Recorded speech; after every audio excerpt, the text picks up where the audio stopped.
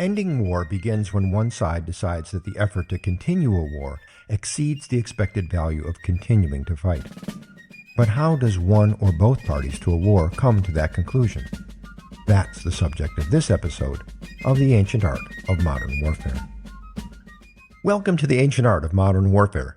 I'm Chris Mayer, retired U.S. Cavalry officer and former instructor for the U.S. Army's Command and General Staff College and the Naval War College. Now, this is the second in a series about ending war. My intent is to explain, once war is started, the necessary steps to move forward towards peace. In moving from war to peace, what drives the decision to seek peace in war? Another way to say this is, when do we end a war? The obvious answer is either when we've won or when we've lost. Like most things in war, it's not as easy as it sounds. It's not even a binary decision, that is, an either-or situation. But let's start with that binary situation. How do we know that we've won? War, as described by Karl von Clausewitz, is an act of policy. It is a use of state-sanctioned organized violence to achieve a political outcome. Victory is achieving the political object in going to war, the reason for going to war in the first place. This is critically important to understand. Winning a war is not the defeat or destruction of the enemy's armed forces. It is not the occupation of a piece of territory, not even, as former Secretary of Defense Donald Rumsfeld once put it, going to capital. These things, the destruction of the enemy's military, occupying a territory, or even his capital city, are just military objectives that might achieve the political objective. For example, let's say that your desired political outcome is to get your opponent to stop doing something, and that something, whatever it is, justifies using military force. If your desired political outcome is for him to stop attacking an ally or to leave some territory of yours that he occupied, then the military objective, the thing you want your military force to do, could be the same as the political objective. That is, defeat his armed forces and push him out. It's also possible that the military objective may not be the same as the political objective. For example, it could be that the enemy is too strong for you to attack him in the territory he's already occupied. Another example might be if the political objective is to stop ongoing crimes against humanity. In this case, there may not be any military objective that would directly end the human disaster. In either case, you might decide to apply military force somewhere where he is vulnerable. You might attack something that you perceive will cause him so much pain that he will stop doing whatever he is doing that you want him to stop doing. There's a chance, however, that the military objective you selected might not achieve the political objective. It could be that your perception of intolerable conditions and his may not be the same. Aerial bombardment of the population centers in World War II is an example. Air power strategists, following the thinking of Julio Dewey and Billy Mitchell, believed that the people would rise up against their government to stop the carnage. In practice, it had the opposite effect. It is also possible that the enemy values the political objective you want him to give up more highly than you imagine, and he will continue to hold on to it despite military losses. Hence the problem with victory. You might achieve all your military objectives, but only the enemy can tell you when he is defeated. I should add here that attacking unproductive military objectives represents unnecessary death and destruction, and therefore violates the just war principle of proportionality, and is a waste of your own military resources, including the lives of your own military personnel lost in taking those unproductive military objectives. But I digress, and we are supposed to be talking about moving from war to peace. So what about the other side of the equation? How do you determine when you've lost? Using the argument above, you've lost when the pain of continuing to resist exceeds the value of the political objective your opponent demands of you.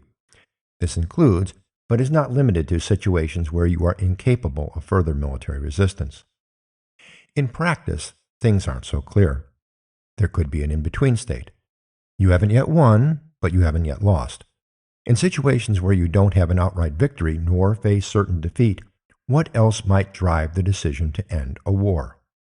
Clausewitz wrote, "Not every war needs to be fought until one side collapses. The key is knowing when the cost of continuing the war exceeds the realistic expectation of what can be gained by continuing the war." Although Clausewitz's writings don't seem to acknowledge a requirement to abide by the just war theory, this almost precisely defines the just war criterion of proportionality.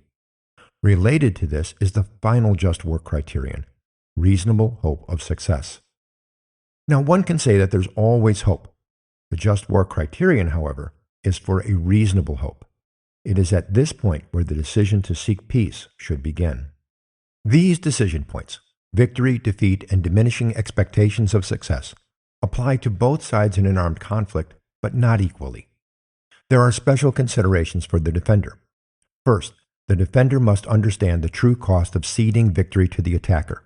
If it is a matter of a border adjustment or a small territorial loss, the cost-benefit point of decision should be more apparent. On the other hand, what if ceding that small territory will encourage the aggressor to make future demands against you or another country? Even more severe, what if admitting defeat risks a true existential threat?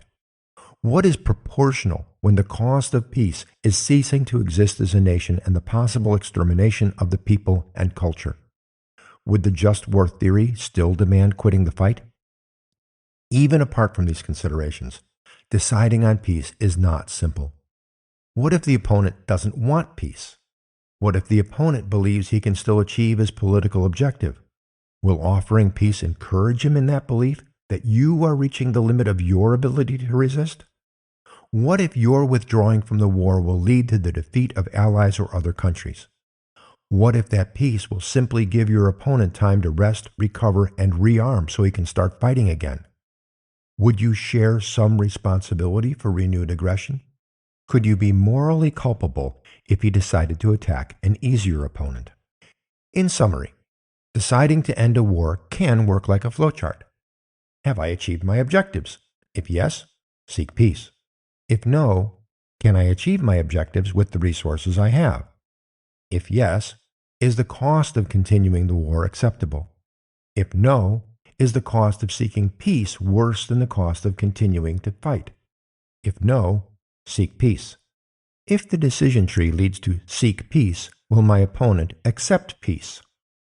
If yes, will cessation of military activity now lead to peace, or just provide time for my opponent to rearm? If war is difficult, peace is even harder. The point in this episode is that there are certain points in a war where peace must be considered, and both sides must be open to that peace. The decision to choose peace is not as simple as many political commentators, academics, and student protesters make it out to be. If deciding on peace has its problems, getting to that peace is even more difficult, and that's the subject of the next Peace podcast in the ancient art of modern warfare. So please hit like and join me then.